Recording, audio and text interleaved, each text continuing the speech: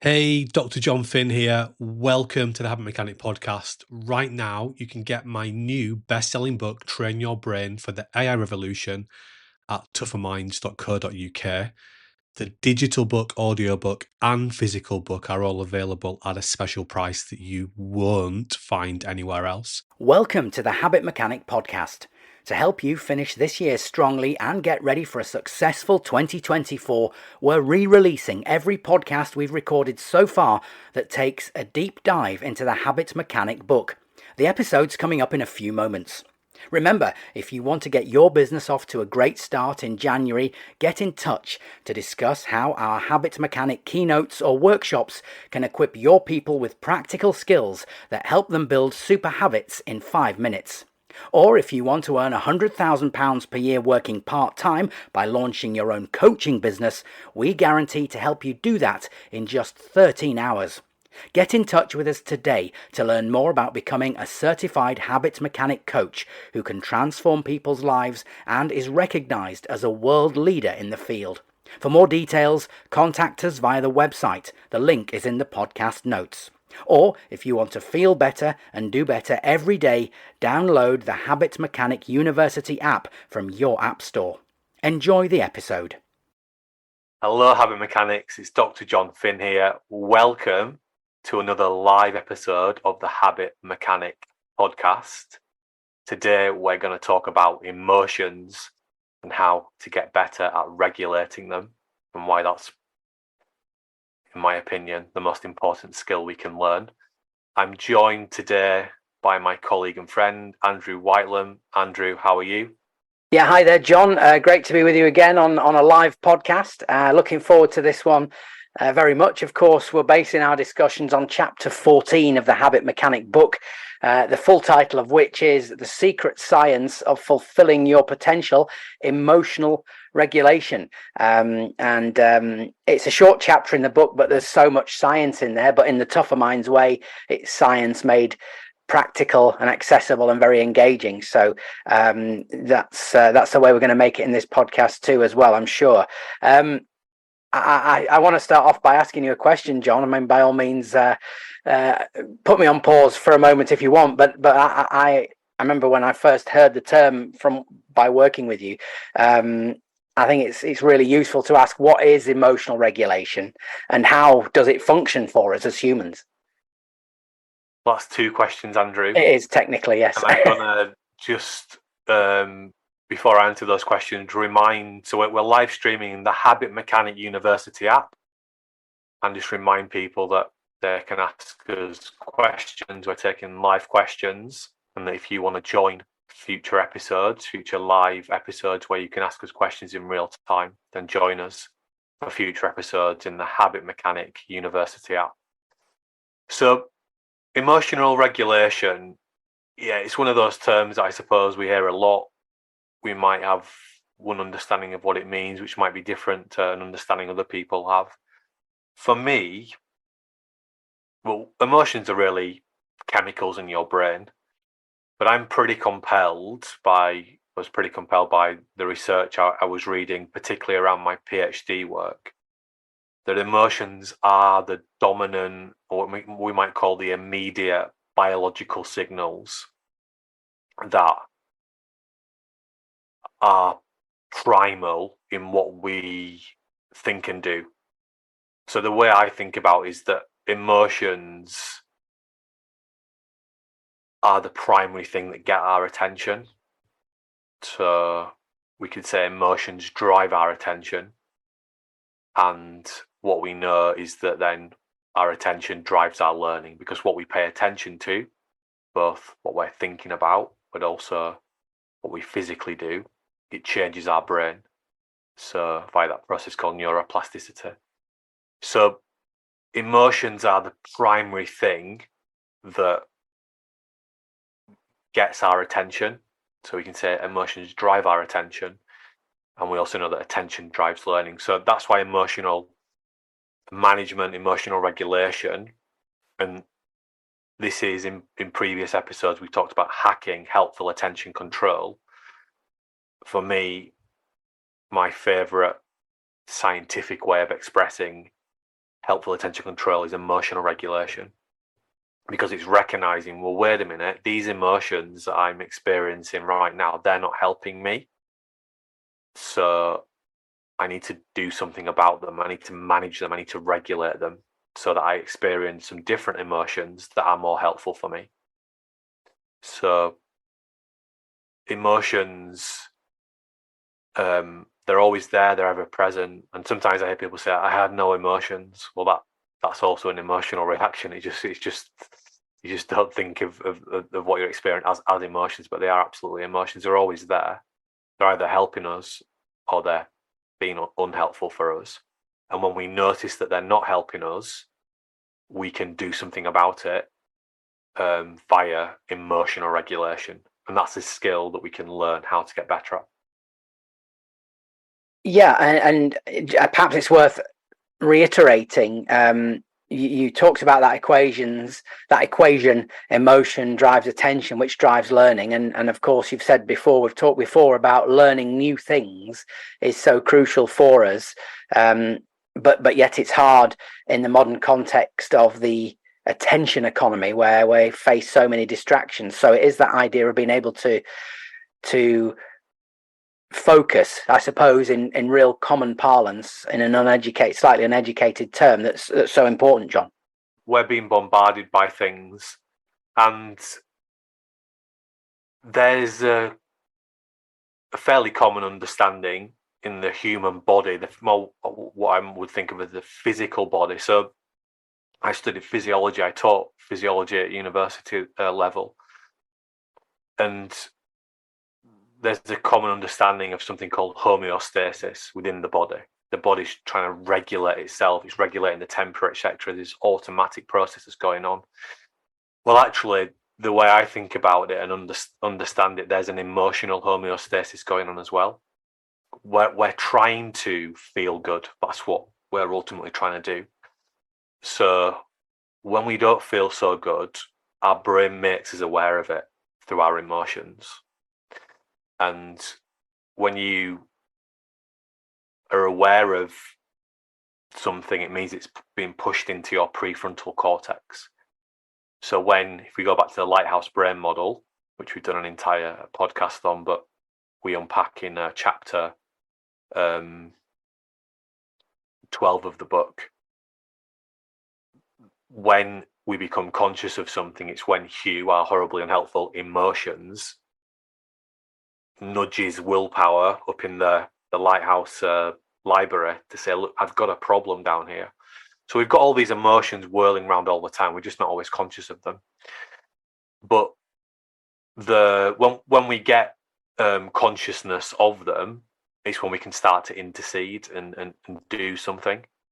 And I suppose people are very familiar with the idea of learning maths equations or learning how to spell or to write essays or to use the new software that's come into the business that's powered by generative AI. We don't necessarily think so much about learning how to get better at regulating our emotions. And this is the entire backbone of the habit mechanic approach. My PhD hypothesis was that I think learning how to get good at regulating your emotions is probably the main predictor in someone's life for how healthy, happy, and at their best they're going to be. And the first thing I had to demonstrate was that people could actually learn how to regulate their emotions, because often we think that people are fixed in their capabilities. So the idea that a leopard never changes its spots, but now science has moved much beyond that. We understand the nature plus nurture concept. So really the heart of becoming a habit mechanic is learning how to get better at regulating your emotions, but we just don't always talk of it in that very basic term, because I think, well, I know, having taught tens of thousands of people now, that emotional regulation can be quite a confusing term. So we've built the habit mechanic language around it, but the heart of it is emotional regulation and learning how to get better at it. Yeah, great. Thanks for that, John. And I think that helps people understand where emotional regulation fits in, if you like, into them as people. It certainly did for me when you have previously given that type of explanation. Just to try and help further understanding then of emotional regulation more, in the book you talk about there are different types of emotional regulation, explicit and implicit, and they sort of function differently. That's we know this, you point out in the book, because of brain science. If you could talk to us a bit more about these type of insights, if you would, because again I think that's so useful for people's understanding. Yeah, so there are sites in the brain that we use to calm other sites in the brain. So if we think about Hugh lives, which are the powerful limbic regions of the brain, and also our prefrontal cortex where willpower lives, we can use our prefrontal cortex in very specific parts of it, but that reside in the prefrontal cortex area of the brain, to calm down Hugh and the ape brain and the limbic regions of the brain. And those parts of the brain that we use to do that are, to all intents and purposes, like muscles.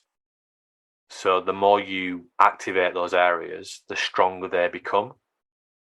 So when you activate parts of your brain, you're essentially running electricity through it. And those areas of the brain, they strengthen and they change and they get stronger. But equally, the same thing happens with the limbic regions of the brain. So the amygdala, which is often seen as the heart of the fight-flight response system, sort of our fear system, that can get strengthened as well. And we can see people that have been in extreme stress situations, like in war zones, that there's a thickening of sites within the amygdala area, for example. So our brain is changing all the time, depending on what we practice.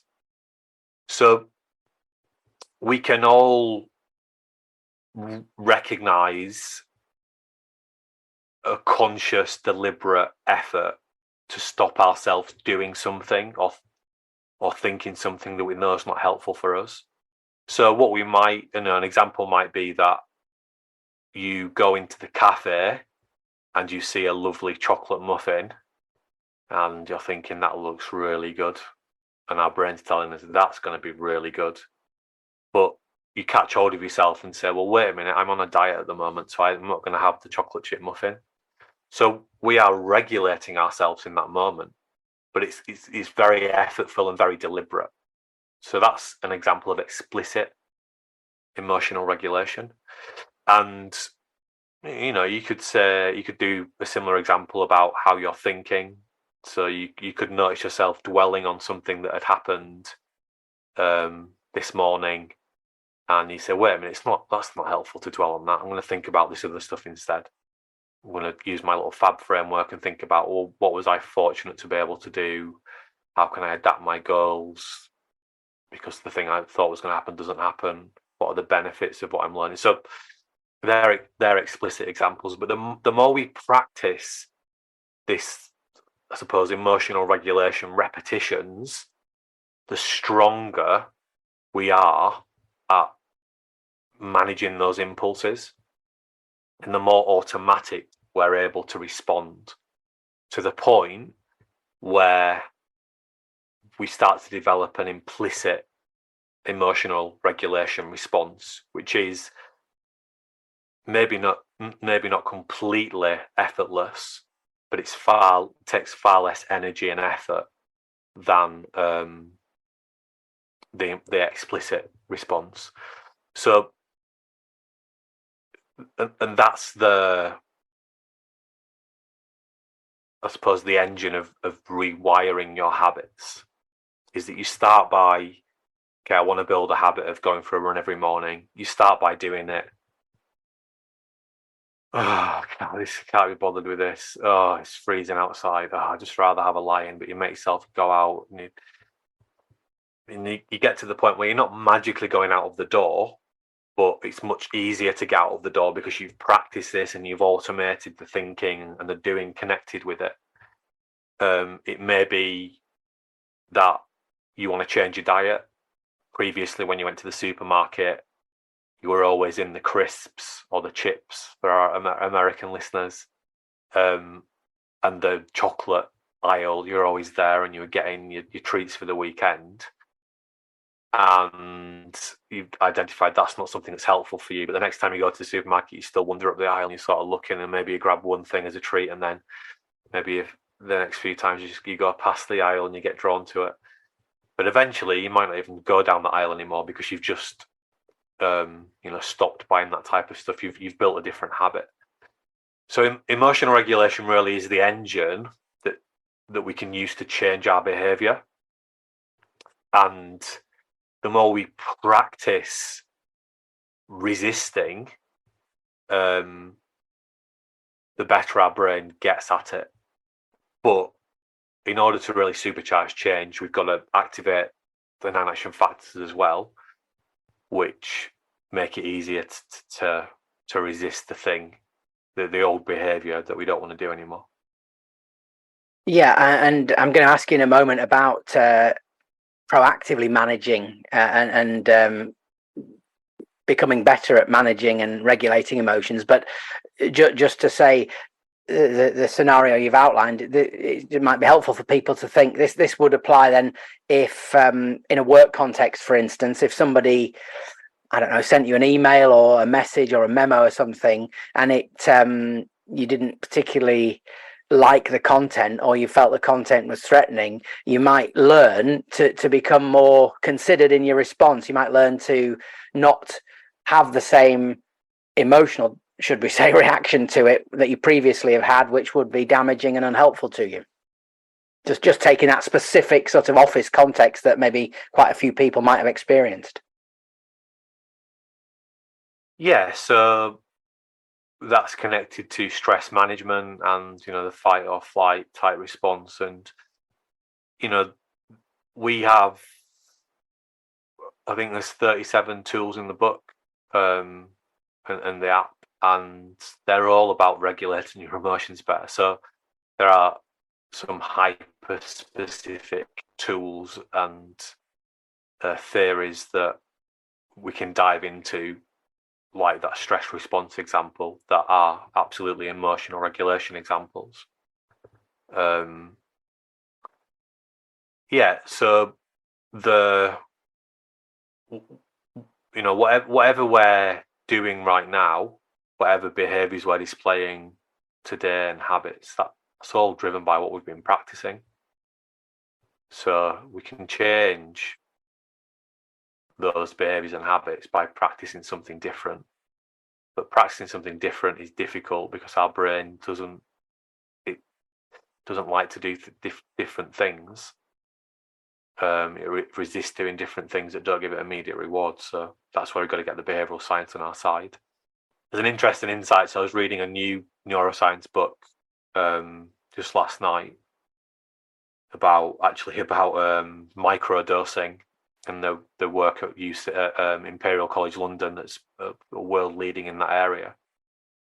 And this, those drugs, they change your brain function ultimately. But it was interesting how the professor who wrote that book, he was just saying that, even the new technology we have in the world now, our brains are still 10 times more efficient and effective than any technology we understand. And that just shows how wired our brain is to be efficient and effective and to resist expending energy on things that do not give it immediate gratification.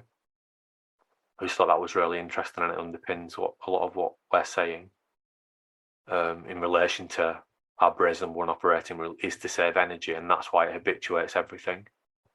But we do have a little bit of consciousness which we can start to use to change how we regulate our emotions, or to strengthen our implicit emotional regulation in a way that's more helpful for us.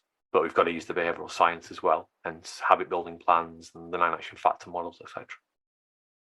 Yeah, thanks for that, John. Yeah, just a reminder to people, this is the live Habit Mechanic podcast inside the Habit Mechanic University. Please do post any questions that you have in the chat in the Habit Mechanic University app, and we'll ask John to answer them later in this podcast. Please do have a think about some questions and submit them.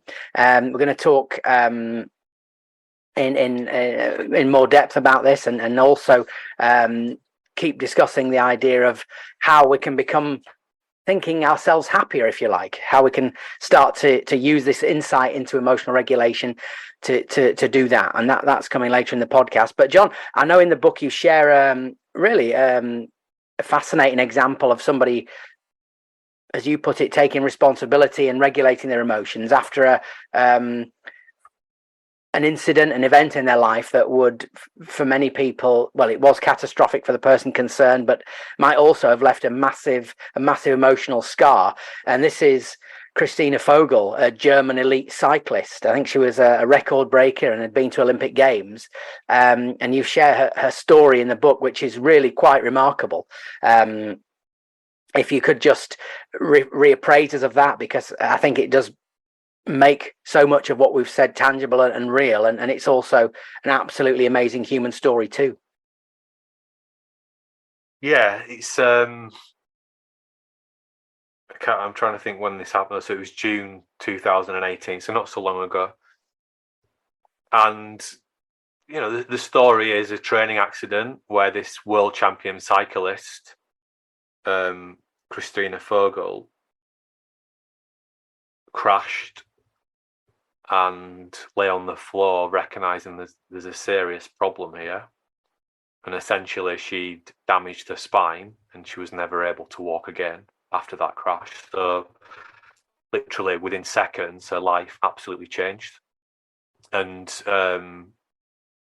another world record breaking cyclist, Chris Hoy, went out to Germany to interview her. It was a BBC, I think it was a documentary.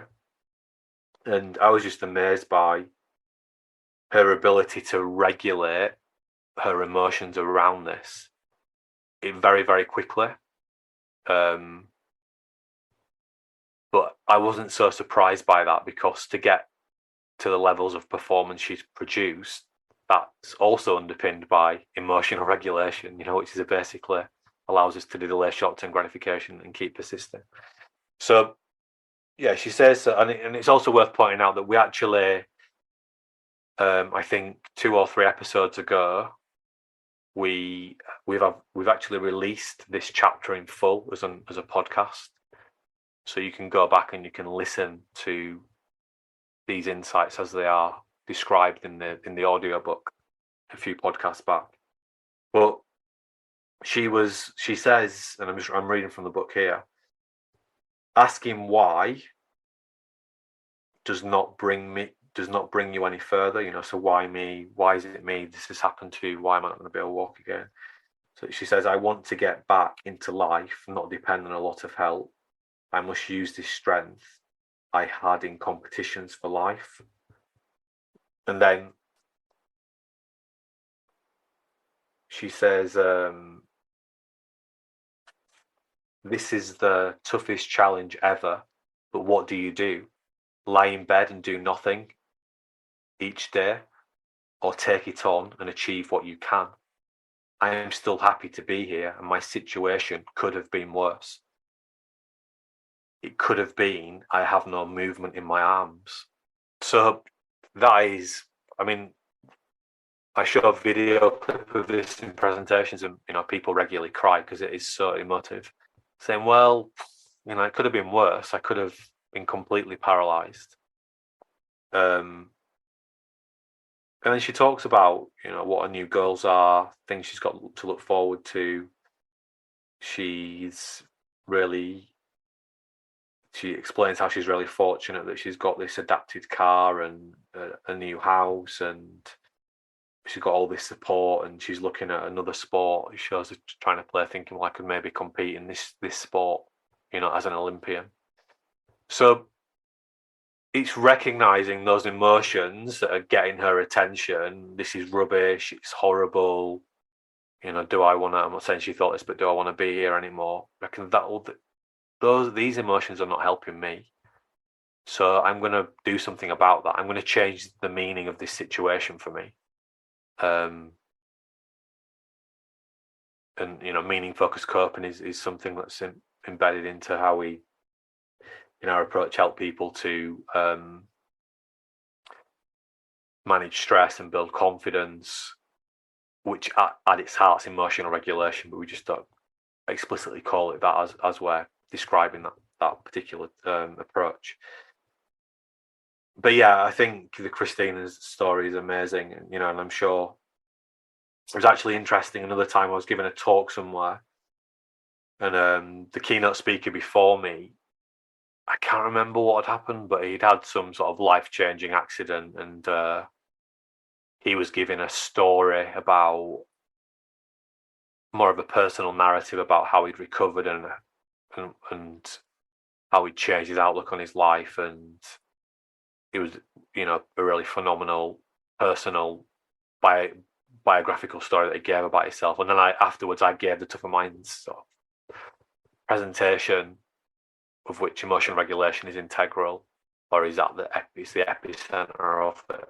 And I remember he came up to me after and said, "You've just given a scientific framework as to what I've been saying. This is exactly what I've been doing." So yeah, there are other stories out there like Christina, but I think Christina's is particularly compelling in relation to understanding the power of emotional regulation. Is that we can manage these things. They're not all powerful. We have much more power over them than we give ourselves credit for. When we're looking out into the world and thinking how unfair it is and how everybody else has got it better and it's not my fault, it's someone else's fault. Well, actually, the first thing we can do every day is ask ourselves that question: how well am I doing my best to be at my best? And actually, at the heart of that question is, how well am I doing my best to regulate and manage my emotions? Because it's the emotions that are driving everything that we think and do.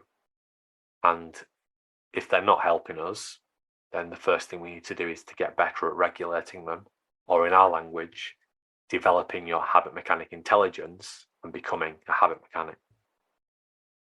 Yeah, thanks, Jon. We'll talk a bit more about that as well in a moment. Just worth saying to people who are joining us live on the podcast in the Habit Mechanic University, we are scheduled, if you like, to finish at 4:30, but I think there's so much in this chapter to talk about that we're going to just continue live streaming and with this live podcast and just really get through it all and drill down into it all. So please do stay with us on the podcast. There's plenty more good stuff to come, certainly, and do pose your questions as well in the chat. So yeah, let's press on, Jon. I know in the book as well, you introduce a tool that used in the, I think fair to say, in the psychologist community, which is part of the chapter and part of the way in which you help people understand how they might respond when they experience a stressful event or a stressful situation. That's called PANAS, so that's the abbreviation. And I think it's the positive and negative effect schedule. It's a way of measuring, if you like, your emotions in if and when you experience a stressful situation. And in the book, you give another fascinating hypothetical example of perhaps somebody not getting a pay rise, going into a pay review meeting. If you could talk us through that would be so fascinating, please. Yeah, so the positive negative affect schedule is something I actually used in my PhD work. So I was interested in making it easier for the people I was interviewing, a one-off or longitudinally, to explain. I was using that tool to help them to explain how they were emotionally dealing with things, or how they thought their athletes were emotionally dealing with things. So yeah, the positive and negative affect schedule is just basically an overview of all the different types of emotions that we experience. And I don't like to think of emotions as positive or negative. I like to think of them as helpful or unhelpful, because some of these things can be very subjective and idiosyncratic, and depending on what situation you're in, being scared can be a pretty helpful emotion sometimes if you need to get out of somewhere or do something.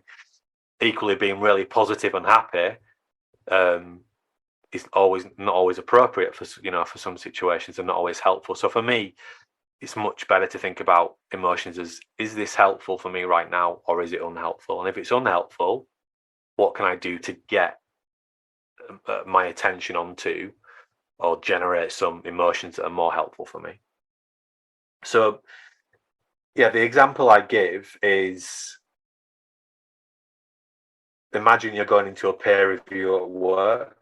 You're feeling very confident. You're going to get the pay rise. You've been telling your friends and family, definitely getting this pay rise. You've even been thinking about what you're going to do with the money from the pay rise, and there's a house in a different area of town you've got your eye on, and you're thinking, I think we can get this house. But you go into the pay rise and you get told, the pay review, you get told you haven't got the pay rise. So the instinctive response to that, Hugh, is big disconnection of meaning systems, big loss of control. What you thought was going to happen doesn't happen. So the natural emotions that emerge from that are anger. Then you might start to feel guilty because you think you're letting your family down. Then you might start to feel a bit fearful, because you're thinking, well, is my partner going to stay with me now? Looks like I'm not a great performer at work. Can I provide for my family, etc.? And you can go on like that, almost this steady flow of potentially unhelpful emotions that are just whirling through your brain. And we can't avoid that in the first instance. That isn't actually what's going to happen. But what habit mechanics can do is they can recognize, wait a minute, these emotions are not helpful for me. So I need to do something about that. So this is where we switch on our PFC, if you like, just by doing that and noticing, being attentive when noticing, wait a minute, this isn't helpful for me. So you might start to change the meaning of the situation and thinking, well, actually, I learned some things in the peer review which were quite helpful, and they've made me realise maybe exactly what I need to do to get the pay rise in the next 6 months. Or I'm not really valued here, so I'm going to go to get a role somewhere else. That might make you feel quite excited. And you might think, oh, I've got the possibility now to make my family proud of me again, etc. So emotions we go on these emotional journeys. If we just let Hugh and the ape brain dominate the journey, chances are that we're going to experience a lot of unhelpful emotions and feelings. We can learn how to get better at noticing these unhelpful emotions and intervening. And that's what all the habit mechanic tools are designed to do, both in the app and in the book. They're designed to make you more aware of your emotions ultimately, so that if you notice they're not helping you, you can intervene and regulate them. And by doing that, you save time, because you spend far less time thinking and doing things that are not helping you to be at your best. And if you want to know how to do that, use the Habit Mechanic app. Use the coaches in there. Use the book, because that's what this system is all about. It's about helping you to get better at spotting those unhelpful emotions and getting your attention back onto ones that are more helpful for you. And the more you practice that, the more automated it becomes, the better you're able to implicitly regulate. Yeah, no, thanks for that, Jon. And again, just a reminder that if you're with us live in the Habit Mechanic University app, we are going to crack on a bit and keep live streaming, because there's so much to discuss in this chapter. We were scheduled to just be here with you until 4:30, but we're pressing on, so please do stay with us. And Jon, thanks for your time too. Thanks for all that insight then. I think that's an amazingly helpful overview of emotional regulation. And what I want to come on to now is, I suppose, the second part of the chapter, the second slice of this chapter. you explain that improving your emotional regulation can make you happier. In short, we can feel happy. We can think ourselves happier. Is a way I thought of it. We can use the insight to become happier. Is another way to put it. Again, how is this possible? Talk to us about that. Explain, how will improving emotional regulation make us feel happier? Yeah, so we have to start with, well, what is happiness? What does it mean? I'm sure everyone's got their own definition of that, but for me, I really like two schools of thought on this, and I put them together to make a newer understanding of what happiness means. So we've got the hedonic school of thought, which is about doing fun, exciting, immediately gratifying things. So happiness. And some scientists some scientists from the positive psychology movement talk about the happiness treadmill. The hedonic treadmill. So we're kind of taught that we can just get on this hedonic treadmill. We're going to feel great about ourselves. And you see, it's easier to do that than ever before. It's easier to eat the food that you want to eat, even though it might make you feel good in the short term, but it's not good for your long-term health. It's easier to get dopamine hits from things like social media. You can endlessly watch and stream whatever you want. We have, even though I suppose the economy is quite tight at the moment, we're still very fortunate in the Western world for the things that we can afford to have, and the level of wealth we have in the economy is superior to than most periods in our history as a species. So we've got the hedonic approach, and I absolutely buy into this idea that sometimes we've got to let our hair down, we've got to have fun, we've got to give into short-term gratification. I was going to say hedonic. That's derived, I think, isn't it, from the word hedonism, which most people know, and I think there's even an all-inclusive resort in Jamaica called that. Is okay. Yeah, so there's absolutely that is absolutely part of experiencing very positive emotions by expending little energy is absolutely an important part of being happy. Letting our hair down sometimes, is part of that. But doing it all the time, being on the hedonic treadmill all the time, doesn't seem to make people happy in the long term. So, and we also see this in the workplace. So businesses go, well, we need our people to be happier, to be more engaged. So we're going to put on free food, or have more ping pong tables, free beer, whatever it is. But the other big chunk of feeling happy is the other school of thought is eudaimonia. So the eudaimonic experience, which is about delaying short-term gratification. It's about achieving meaningful goals, things that take a lot of effort and energy and don't give you immediate gratification.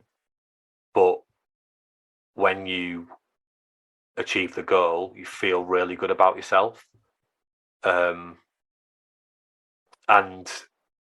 in order to achieve those types of goals, to have those types of experiences, we have to delay gratification. So we have to kind of keep Hugh and the ape brain and arm's length and say, it's okay, we are going to feel good when we achieve this thing, when we finish the book, or we put the app together, or we submit the report, or we get the next pay rise, or my daughter has lovely straight teeth because we've paid for the braces, or whatever it is. But we have to strike that balance between the two things, between hedonism and eudaimonia, and to experience more eudaimonic experiences. This is where emotional regulation is key, because we're going to have to experience a little bit of, naturally our brain's going to be telling us, well, stop writing the report because there are more fun things to be doing right now. So we've got to regulate those feelings and say, well, wait a minute, we're actually doing this because we're working towards something that's bigger and more meaningful. And I think, yeah, what the learning war is doing is it's making it more difficult than ever before to experience or to have eudaimonic experiences. That's what's happening. And there's a third part to the happiness equation, which is getting your brain working really well, which means good sleep, good diet, good exercise. That's the basis for everything, good social relationships. So it's harder than ever to get your brain working well and have eudaimonic experiences. It's easier than ever to have hedonic experiences and to have far too many hedonic experiences. And we see this in the data. The NHS, the National Health Service in the UK, is projecting that in 15 years' time, I think it's either 39 or 37% of working age people, 39 or 37% of those, more of those will have long-term health issues. And of that top 10 categories, actually, anxiety and depression is one of those lists, is one of the top 10. Also, cancer is on there as well. For me, a big driver of that is because we are being driven too much by our hedonic emotions, or ultimately by the brain and hue. Doing your exercise today can be an hedonic experience. So my goal today is to do 10 miles of exercise. Starts with a run in the morning, and I do little bits of throughout the day, and then I do a longer walk in the evening. It isn't immediately gratifying to do that. It's not like eating a donut, or I'd rather sometimes just sit down and watch TV or whatever. But when you do it, when you achieve it, you feel good about yourself. That's a mini eudaimonic experience. So yeah, we can learn how to get better at striking that balance, and emotional regulation is at the heart of it. Okay, thanks for that, Jon. As we do approach the conclusion, and similar in the chapter, this theme, this subject comes at the end, towards the end of the chapter. How can we improve our emotional regulation skills then? How can we start to practice being better at it and striking this balance between hedonism and eudaimonia? Well, if you're a habit mechanic and you're listening to this, chances are, you're already doing it. So at the heart of getting better at regulating your emotions, we need to do more intelligent self-watching and more intelligent planning. So if we think about something like the T plan, that's an intelligent self-watching and an intelligent planning tool.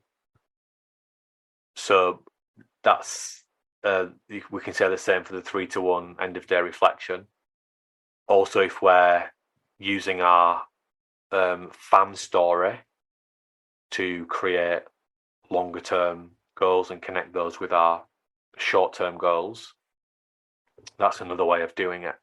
In the app, we've got the long term and monthly goal section, we've got the daily goal section. So all the habit mechanic tools are ultimately designed to help you to get better at automating emotional regulation. But it's key that we have daily tools that we're using, weekly tools, and monthly/bi-monthly tools.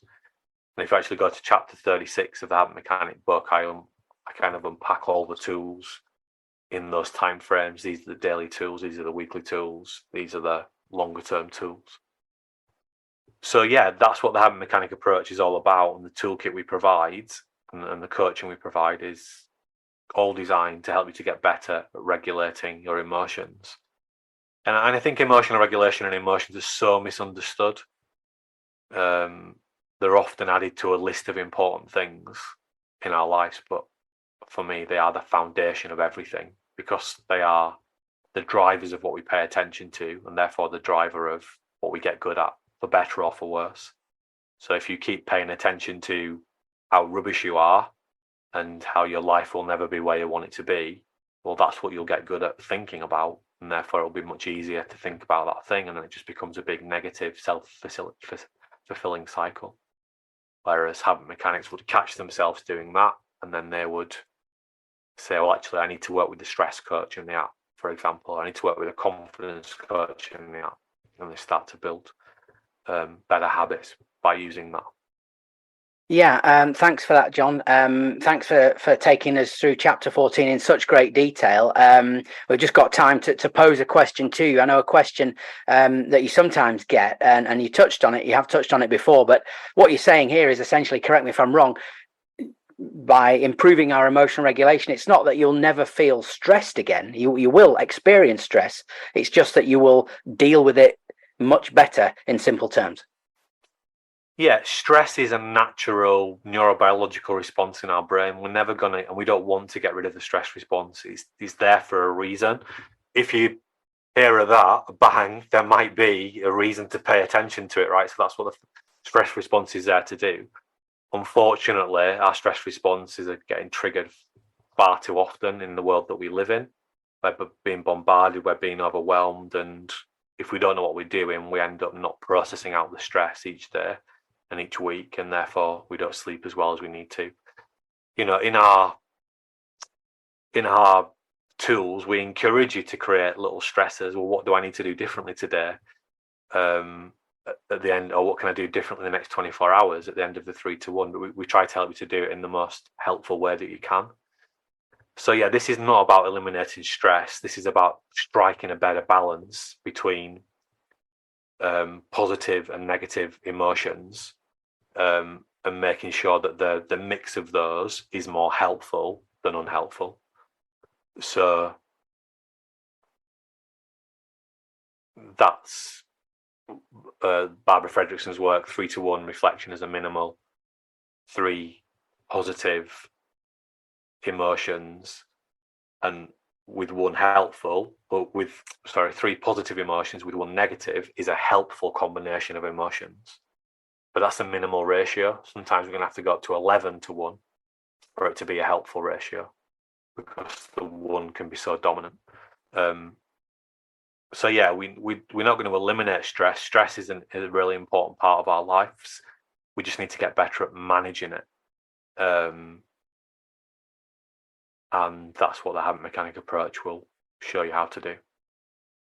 Yeah, well, thank you so much, John. That's been great. Really, really fascinating once again. Thanks for everyone who's joined us live in the Habit Mechanic University for this live podcast, live streamed. Just before we do sign off, John, you mentioned the something that's recently appeared in Habit Mechanic University app, the coaches, as you referred to them. It'd be great just to give people a reminder of exactly what they can see and how they can employ and use and apply these amazing new tools. Yeah, so we've introduced a number of what we call coaches into the app. We've got motivation coach, habit analysis coach, stress coach, productivity coach, confidence coach, pressure coach, learning coach, leadership coach, all there, all available 24/7. And they give you step-by-step guidance of how to build better habits in those areas. You immediately get benefits. So literally in minutes, you'll improve any of those areas you want to work on. They're accompanied by a new tool we've created, which is Willpower, your personal coach. It's if people are familiar with ChatGPT, it's our version of that. So it knows our learnings, it knows our systems, and it's there to give you 24/7 support.